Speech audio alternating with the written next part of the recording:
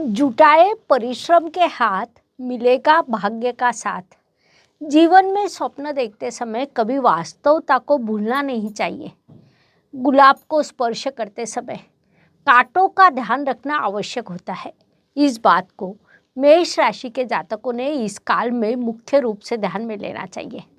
मेष राशि प्राकृतिक कुंडली के प्रथम स्थान में आती है।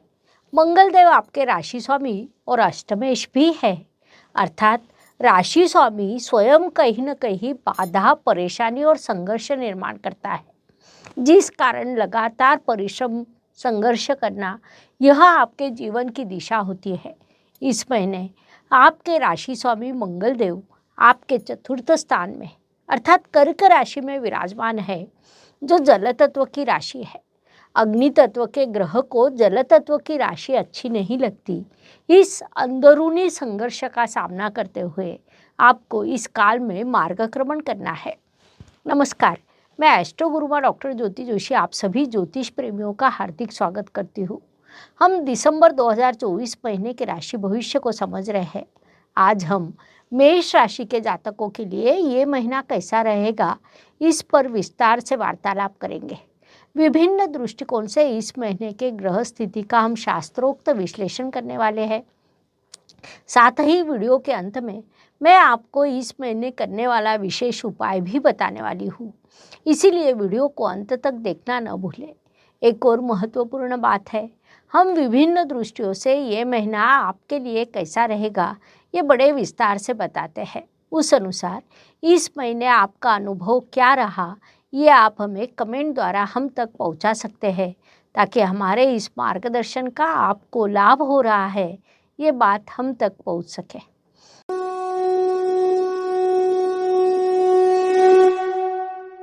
व्यक्तिमत्व की दृष्टि से जब हम विचार करते हैं तो राशि स्वामी की स्थिति महत्वपूर्ण होती है। जैसा मैंने शुरुआत में ही कहा कि मेष राशि के स्वामी मंगल देव चतुर्थ स्थान में अर्थात कर्क राशि में विराजमान है।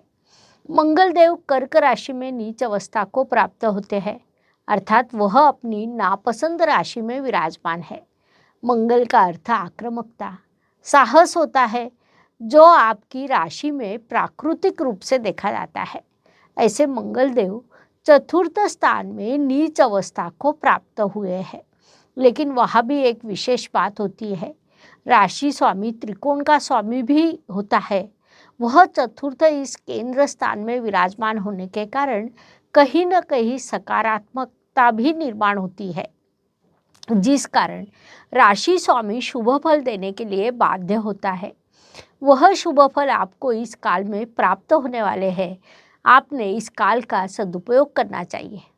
धन परिवार वाणी की दृष्टि से विचार करें तो मेष राशि के लिए शुक्रदेव की स्थिति महत्वपूर्ण होती है, क्योंकि वे आपके धनेश है। शुक्रदेव इस काल में आपके भाग्य स्थान में विराजमान है, अर्थात धनेश और भाग्येश में राशि परिवर्तन योग हुआ है। इस शुभ योग से आपको धन वृद्धि होना, भाग्य वृद्धि होना जैसे शुभ परिणाम प्राप्त होंगे। इसके बाद धन अधिपति दशम स्थान में प्रवेश करेंगे। वहाँ से पुनश्च आपके भाग्य की दिशा में बदलाव होगा। धन प्राप्त होना, धन संचय होना, उचित बचत होना, परिवार में किसी शुभ कार्यक्रम का आयोजन होना जैसे कई शुभ प्रभाव आपको प्राप्त होंगे। इस काल का पूरा उपयोग करें।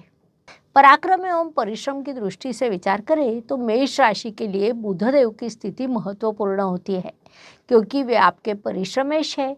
बुधदेव इस काल में आपके अष्टम स्थान में अर्थात बाधा परेशानी के स्थान में विराजमान है। होता क्या है कि आप किसी कार्य की योजना बनाते हैं, उस अनुसार कार्य की शुरुआत भी करते हैं, लेकिन किसी कारण से उसमें बाधा उत्पन्न हो जाती है। आपके अष्टम स्थान में पुनश्च जल तत्व की वृश्चिक राशि आती है, जो बुधदेव को अच्छी नहीं लगती, जिस कारण इस महीने कई बार होता है कि आप पूरी योजना बनाकर बड़े उत्साहित होंगे, लेकिन अचानक से उसमें बाधा निर्माण होगी, आपके कार्य में विलंब होगा। इसलिए इन चीज़ों का ध्यान में रखकर वैसी ही मानसिकता पहले से ही बनाकर आपने परिश्रम करने चाहिए, वह लाभकारी रहेगा। वास्तु, वाहन, भूमि, सुख शांति, मातृ सौख्य, इन सभी दृष्टियों से विचार करें तो मेष जातकों के लिए इस काल में अपने माताजी के स्वास्थ्य का ध्यान रखना अत्यंत आवश्यक रहेगा। आपके लिए वास्तु योग, वाहन योग अवश्य निर्माण होने वाले हैं। उससे लाभ प्राप्त होने के भी योग है।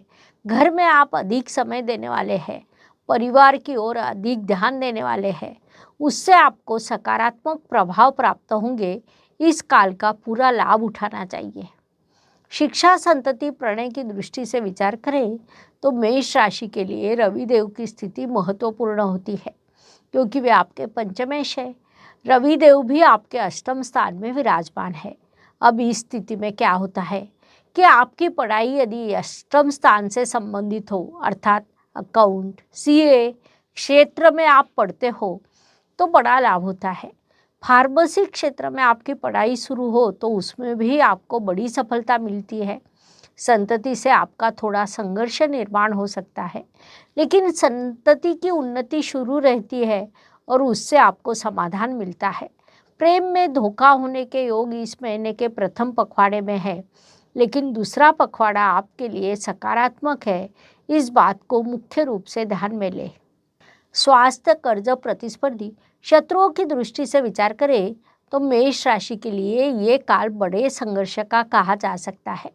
स्वास्थ्य संबंधित समस्या आपके लिए निर्माण हो सकती है। सर्दी खांसी की समस्या विशेष रूप से निर्माण हो सकती है। साथ ही जिन्हें बीपी की समस्या है उन्हें अपने स्वास्थ्य का विशेष ध्यान रखने की सलाह दी जाती है। कोर्ट कचहरी में किसी केस पर आपका कामकाज शुरू हो तो अगली तारीख प्राप्त करने के लिए आपने प्रयास करने चाहिए। उस काल में यह कतई उपयोगी कहा नहीं जा सकता है। संक्षेप में इन सभी दृष्टियों से ये समय थोड़ा कठिन कहा जा सकता है। नौकरी एवं व्यवसाय की दृष्टि से विचार करें तो नौकरी करने वाले मेष जातकों के लिए ये महीना संघर्ष का रहेगा। इसलिए इस काल में आप किसी भी प्रकार का साहस ना करें। इसके विरुद्ध व्यावसायिक जातकों के लिए ये महीना भाग्यकारी रहेगा। व्यवसाय में भाग्योदय होना, काम की उचित योजना बनाना, व्यवसाय में नई संकल्पनाएं लाना, ऐसी कई चीज़ें आप करने वाले हैं। उससे आपको दीर्घकालीन लाभ प्राप्त होगा। इसीलिए इस काल का पूरा लाभ उठाइए। भाग्य एवं शुभ संकेत की दृष्टि से विचार करें तो मेष जातकों के लिए ये महीना कई शुभ संकेतों से भरा है। उसमें मुख्य रूप से कहा जाए तो आपके भाग्य स्थान में धनेश शुक्र देव आए हैं। महत्वपूर्ण बात है कि उसी समय आपके भाग्येश धन स्थान में विराजमान है, जिस कारण धनेश और भाग्येश में परिवर्तन योग हुआ है, जिसे हम अत्यंत बड़ा शुभ संकेत कह सकते हैं। इसके अलावा लाभेश लाभ स्थान में होना ये भी बड़ा शुभ संकेत है। धन स्थान के गुरुदेव ने आपके लिए कुंडली में अर्थ त्रिकोण पूर्ण किया है। राहु जैसा ग्रह व्यय स्थान में शुभ फल देता है, उसके भी आपको शुभ परिणाम प्राप्त होंगे। संक्षेप में ऐसे कई शुभ संकेतों से ये महीना आपके लिए भरा है, उनसे आपको शुभ परिणाम प्राप्त होने वाले हैं। इस काल का सदुपयोग करें। कर्म की दृष्टि से विचार करें तो मेष राशि के लिए शनिदेव की स्थिति महत्वपूर्ण होती है, क्योंकि वे आपके कर्मेश है। शनिदेव इस काल में आपके लाभ स्थान में विराजमान है। साथ ही महीने के 2 तारीख को आपके धनेश और सप्तमेश शुक्रदेव कर्म स्थान में प्रवेश करने वाले हैं, जिस कारण परिवार और जीवन साथी की मदद से आप किसी कार्य को पूरा करेंगे। उस कार्य में आपकी सफलता का स्तर भी बढ़ने वाला है। ये महीना आपके लिए बड़े परिश्रम का है। परिश्रम करते समय बीच बीच में आपको बाधाओं का सामना करना पड़ेगा। उन बाधाओं को पीछे छोड़कर आपको कर्म पर ध्यान केंद्रित करना चाहिए, वह आपके लिए लाभकारी रहेगा। लाभ की दृष्टि से विचार करें तो मेष राशि के लिए पुनश्च शनिदेव की स्थिति महत्वपूर्ण होती है, क्योंकि वे आपके लाभेश भी है। लाभेश शनिदेव आपके लाभ स्थान में ही विराजमान है, जो अत्यंत शुभ बात कही जा सकती है। पिछले ही महीने वे मार्गी हुए हैं, उसके आपको अत्यंत शुभ प्रभाव प्राप्त होंगे। वर्तमान स्थिति में शनिदेव मेष राशि के लिए सकारात्मक अवस्था में है।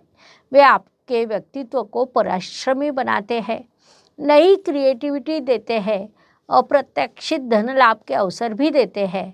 ऐसे कई दृष्टियों से शनिदेव आपके लिए सकारात्मक हुए हैं, जिस कारण ये महीना लाभकारी रहेगा ऐसा हम कह सकते हैं। व्यय एवं परदेश गमन की दृष्टि से विचार करें तो मेष जातकों के लिए इस महीने खर्च के कई योग निर्माण हुए हैं। साथ ही आपको लंबी यात्रा भी करनी पड़ सकती है। वास्तव में मेष जातक जितनी यात्रा करेंगे उतने सफलता के अवसर बढ़ने वाले हैं। लेकिन व्यवसाय करते समय विशेष रूप से यात्रा और परिश्रम, इन दो चीज़ों पर यदि आप ध्यान दें तो आपकी उन्नति हो सकती है। उसमें भी आपका व्यवसाय यदि निर्माण कार्य से संबंधित हो तो इस महीने आपका खर्च उचित स्थान पर और उचित कारणों से होगा, जिससे आपको दीर्घकालीन लाभ प्राप्त हो सकता है। इस बात को मुख्य रूप से ध्यान में लें। हर दिन हर किसी के लिए समान नहीं होता। जीवन सुख दुख और उतार चढ़ाव से भरा है। उस अनुसार महीने के कुछ दिन सभी के लिए अत्यंत शुभ होते हैं तो कुछ अशुभ, तनाव और संघर्ष से भरे होते हैं। इस अवधि में हम कैसा व्यवहार करते हैं, इससे हमारी सफलता निर्धारित होती है। इस दृष्टि से मेष जातकों के लिए 4, 13 और 22 ये दिन शुभ रहेंगे। इसीलिए आपको प्रयास करना है कि इन दिनों में सबसे आवश्यक कामों को पूरा किया जाए। साथ ही 2, 11 और 19 ये दिन अशुभ रहेंगे, तो हो सकता है कि इन दिनों में आपका संघर्ष बढ़ेगा। इसलिए आपको इन दिनों की उचित योजना बनानी होगी ताकि आपका, आपके परिवार का मानसिक स्वास्थ्य बना रहे। उपायों की दृष्टि से विचार करें तो ज्योतिष में अत्यंत छोटे छोटे लेकिन बड़ा परिणाम करने वाले उपाय बताए गए हैं। अशुभ चीज़ों की अशुभता कम करने का, शुभ चीज़ों की शुभता बढ़ाने का उनमें सामर्थ्य होता है। उस अनुसार दिसंबर महीने का विचार करें तो ये मार्गशीर्ष महीना है। इस काल में भगवान विष्णु, देवी पार्वती, भगवान महादेव, अन्नपूर्णा देवी, इन सभी की मंत्र साधना, पवित्र नदी का स्नान, तीर्थ यात्रा, धर्म के अनुसार आचरण जैसी अच्छी चीज़ें करनी चाहिए। साथ ही गलती से भी किसी की निंदा न करें, गलती से भी झूठ ना बोले। साथ ही राशि के अनुसार मैं आपको देवी लक्ष्मी का एक मंत्र देती हूँ। उस मंत्र का हर रोज़ 108 बार कम से कम या फिर 11 बार जाप करें। उस अनुसार मेष राशि के जातकों के लिए ओम हुम त्रीम हुम फट यह मंत्र दिया जाता है। इस मंत्र का जाप करने से आपको अत्यंत शुभ परिणाम प्राप्त होंगे, इसलिए यह उपाय आप अवश्य करें। इस प्रकार मेष से लेकर मीन तक हर राशि के लिए दिसंबर 2024 कैसा रहेगा, ये समझाने के लिए हमने 12 वीडियो आपके इस चैनल पर अपलोड किए हैं। जल्द ही हम आपके लिए लेकर आ रहे हैं 2025 का वार्षिक राशि भविष्य। तो वीडियो अच्छा लगे तो लाइक, शेयर, सब्सक्राइब अवश्य करें। कमेंट बॉक्स में हर हर ज्योतिष, घर घर ज्योतिष लिखना ना भूलें। धन्यवाद। शुभम भवतु। जय ज्योतिष। ज्योतिष का अध्ययन तथा शास्त्र की शास्त्रीय तरीके से पढ़ाई करने के लिए मेरी 2 किताबें प्रकाशित हो चुकी है, उनका अवश्य लाभ लीजिए। Please like, share and subscribe the channel. और हाँ, बेल आइकॉन दबाना ना भूलें। धन्यवाद।